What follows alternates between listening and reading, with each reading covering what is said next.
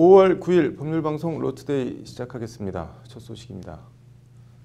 뇌물수수와 성범죄 의혹을 받는 김학의 전 법무부 차관이 지난 2013년 초 의혹이 불거진 이후 처음으로 피의자 신분으로 검찰 포토라인에 섰습니다. 의혹 제기 6년 만인데요. 두 차례 김 전 차관의 무혐의 처분, 면죄부를 줬던 검찰이 이번에는 김 전 차관을 기소할 수 있을지 관심입니다. 김학의 전 법무부 차관 소환 현장을 신세아 기자가 취재했습니다. 검은색 차량 뒷좌석에서 내린 김학의 전 차관은 온 매무새를 가다듬으며 좀 어둡지만 담담한 표정으로 발걸음을 옮겼습니다. 동영상 속 남성이 본인 맞느냐, 윤중천 씨와 어떤 관계냐는 등의 취재진 질문이 쏟아졌지만 김 전 차관은 조사에 성실히 임하겠다는 말만 남기고 그대로 검찰청사로 들어갔습니다. 윤중천 씨가 금품을 검찰 조사에 성실히 임하겠습니다. 성범죄 의혹 제기 6년 만에 첫 검찰 공개 소환. 그러나 김 전 차관이 취재진 포토라인을 통과한 시간은 1분이 채 안 됐습니다.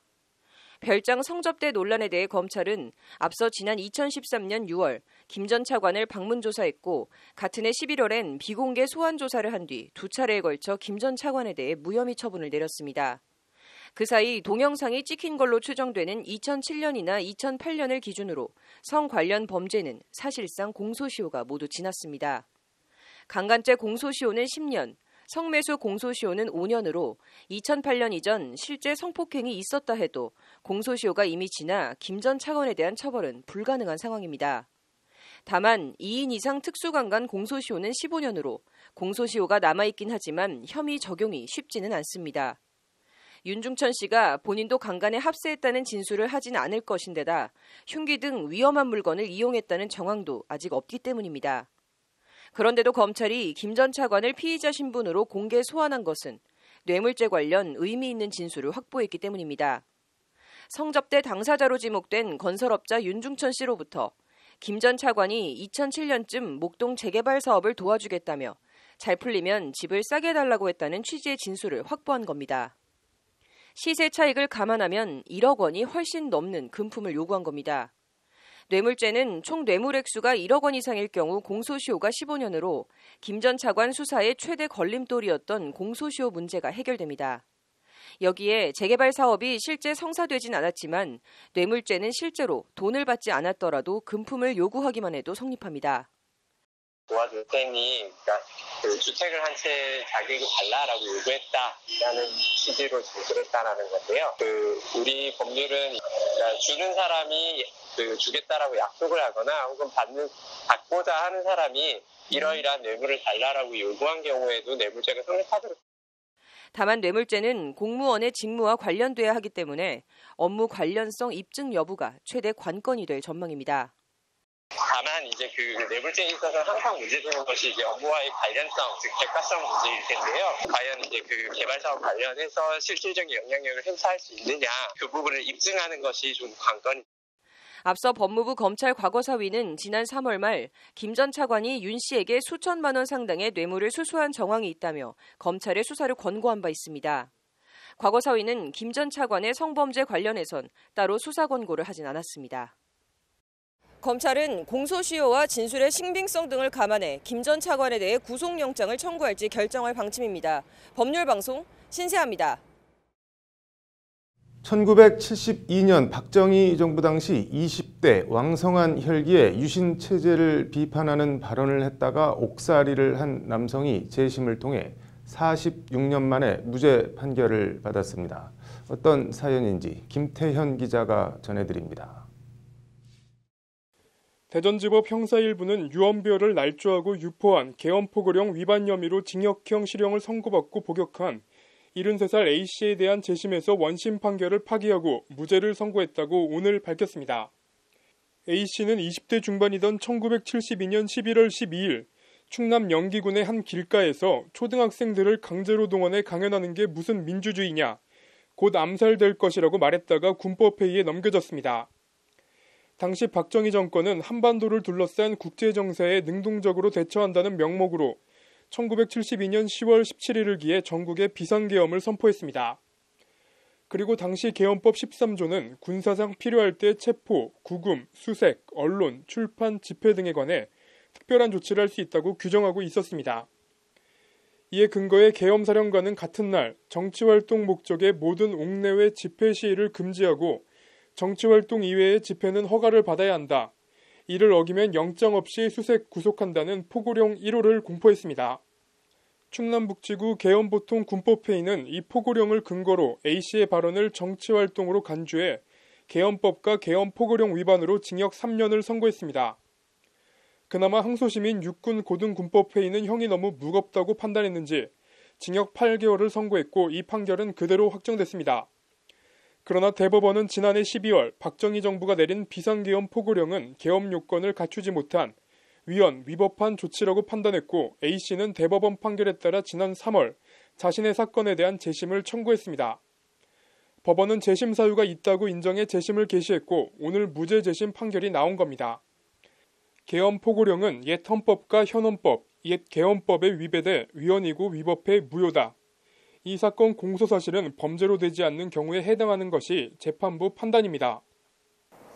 유신 비상계엄 포고령 위반을 사유로 유죄 판결을 받은 사건 숫자가 얼마나 되는지는 정확한 통계도 없는 실정입니다.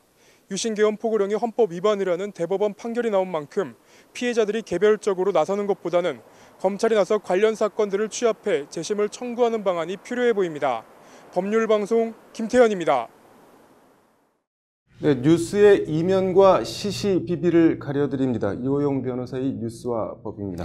오늘은 패스트트랙 공수처 법안 얘기해 보겠습니다. 이 변호사님, 일단 야당인 자유한국당은 공수처 법안을 국민 사찰 법안 뭐 이렇게 프레임하고 있는 것 같아요. 네, 그 야당인 이제 자유한국당이 네. 이제 지난 2일에 이제 서울역 광장에서 네. 이제 문재인 정부의 그 패스트트랙 지정, 네. 그 고위 이제 공수처 법안과 검경수사권 법안 그리고 이제 연동형 비례대표제 네.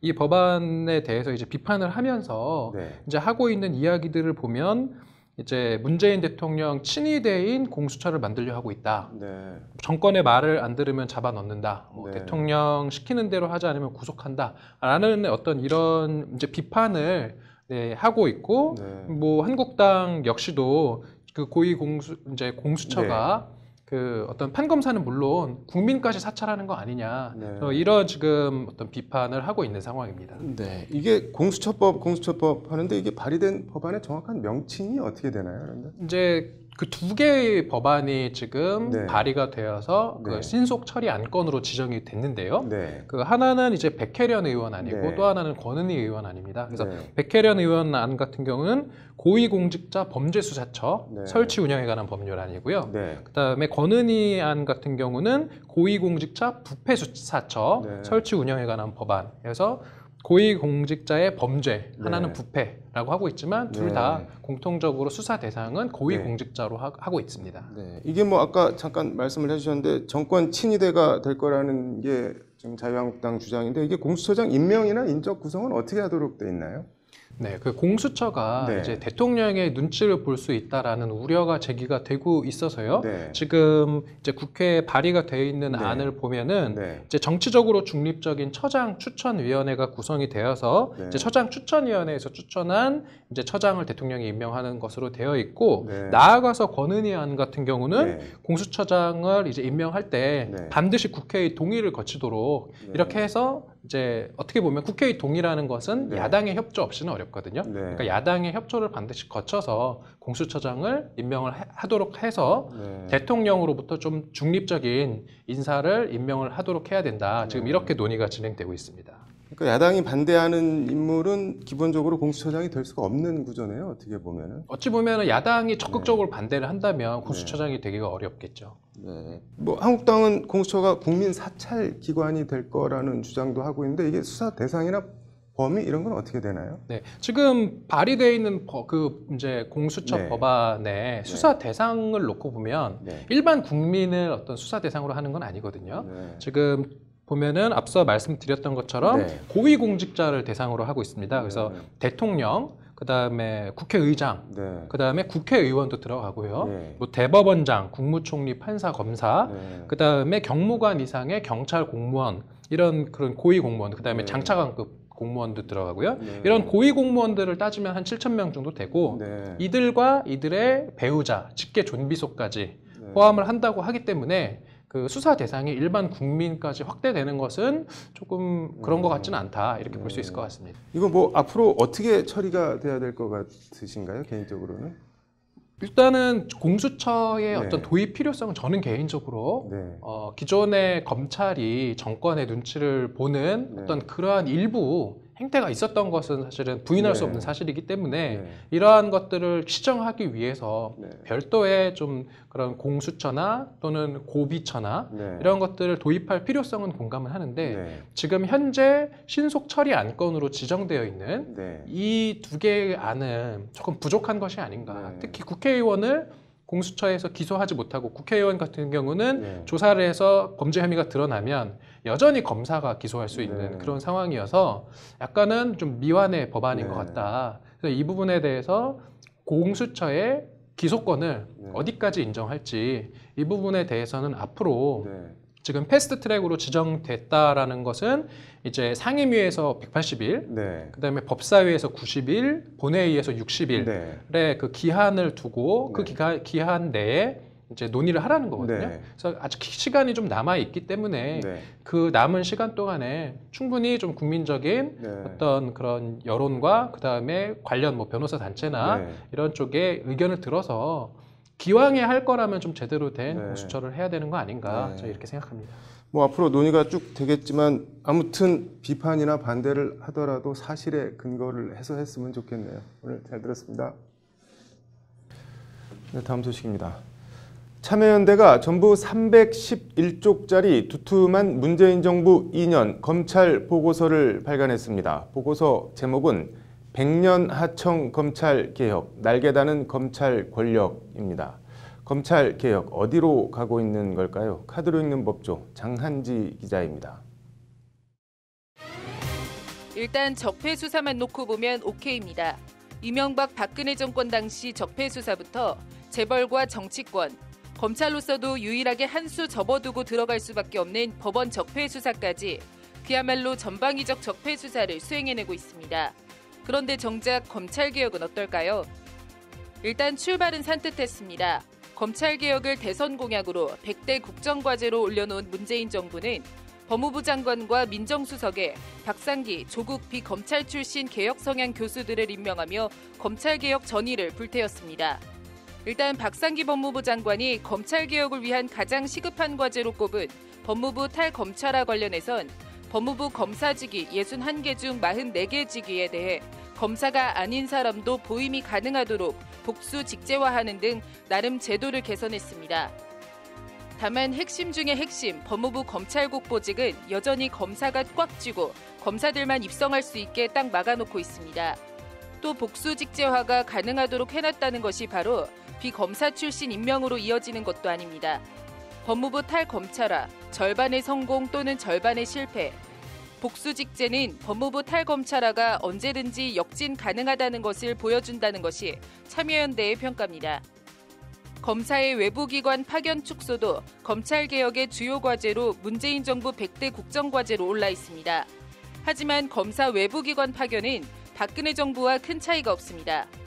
타 기관에 파견한 검사는 해당 조직의 동태 파악, 비위 감시, 정보 수집이 용이하므로 이를 이용해 검찰 영향력 확대를 꾀할 수도 있으며 해당 기관 수사 사건 발생했을 때 봐주기 수사로 수사의 객관성을 훼손할 우려가 있다는 게 참여연대 문재인 정부 2년 검찰 보고서의 지적입니다.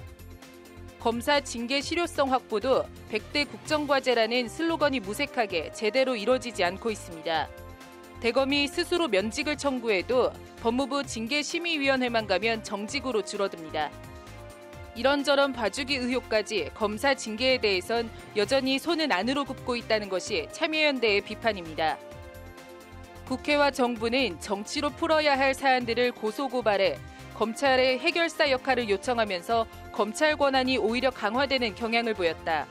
문재인 정부 집권 3년 차에 접어드는 지금 검찰개혁의 성과는 미진한 반면 검찰의 권한은 되레 커진 한 해로 검찰개혁 좌초가 우려되는 상황이라는 것이 문재인 정부 2년 검찰보고서의 총평입니다. 현재 국회에서 진행되고 있는 형사사법제도 논의를 지켜보면서 검찰총장으로서 우려를 금할 수 없다. 현재 신속 처리한 건으로 지정된 법률안들은 견제와 균형이라는 민주주의 원리에 반한다. 공수처, 검경 수사권 조정 법률안이 민주주의 원리에 반한다는 게 패스트트랙 고소고발 수사, 정치인들을 향한 칼자루를 쥐고 있는 검찰총장의 일성입니다. 우리 검찰은 행정부 위에, 법원 위에, 국회 위에 있는 걸까요? 100년 하청, 100년이 가도 황하의 물은 맑아지지 않는다 했습니다. 100년 하청 검찰개혁, 참여연대 문재인 정부 2년 검찰보고서 제목입니다. 법률방송 카드로 읽는 법조 장한지입니다. 네, 이어서 법조계 소식 전해드리겠습니다. 대검인권부는 오늘 외국인 사이에서 벌어진 범죄 피해자에 대해서도 치료 등을 지원하도록 범죄 피해자에 대한 경제적 지원 업무 처리 지침을 개정했다고 밝혔습니다. 경찰이 지난 60일간 병원 의료진이나 대중교통 운전자 폭행, 주치폭력 등 생활 주변 악성 폭력 특별단속을 벌여 1만 5천여 명을 검거했다고 밝혔습니다. 국가인권위원회는 남성은 남성한복, 여성은 여성한복을 입은 경우에만 고궁이나 등에 대한 무료 관람을 할 수 있도록 한 문화재청 가이드라인에 대한 개선을 권고했습니다. 법무부는 부처님 오신 날을 맞이하여 생계형 범죄, 모범 수용자와 70세 이상 고령자, 중증 환자 등 사회적 약자를 포함한 총 878명에 대해 가석방을 시행합니다. 5월 9일 법률방송 러투데이 마치겠습니다. 시청해주셔서 감사합니다.